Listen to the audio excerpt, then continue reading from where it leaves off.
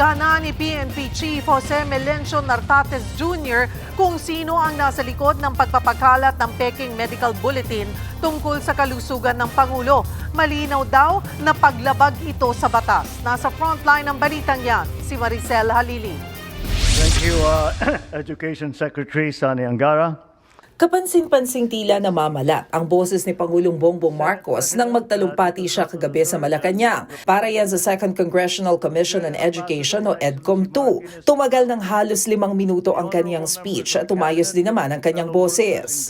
To ensure that our teachers are focused on implementing this curriculum, education and training. Pero hindi maikakaila ang pagpayat ng Pangulo, bunsod pa rin ang kanyang 3 araw na soup-only diet. Back to normal na ang mga aktibidad ni PBBM matapos ma-ospital dahil sa diverticulitis o impeksyon sa bituka. Katunayan, pinulong niya kanina ang kanyang economic team para pag-usapan ng reforma sa pagpapalakas sa ekonomiya ng bansa. Partikular niyang ipinag-utos na tutukan ng strategy sa digitalization at ang pagpapabilis ng infrastructure projects, lalo na ang mga classrooms. Kasabay niyan, ipinag-utos ni PNP Chief Police General Jose Melencio Nartates Jr.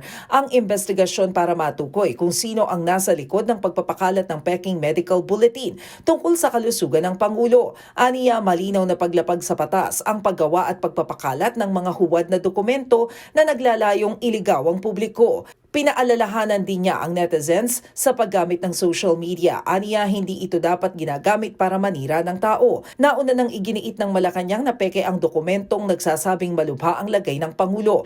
Pati ang mismong St. Luke's kung saan dinala si PBBM, tinawag na fake at falsified ang mga viral na dokumento. Sa ngayon, pinag-aaralan na ang mga legal na hakbang laban sa mga sangkot. Nagbabalita mula sa Frontline, Maricel Halili, News 5. Mga kapatid, Cheryl Hosing po. Maging maalam at may pakialam sa mga napapanahong issue at headlines. Mag-follow at mag-subscribe na sa social media pages ng News 5.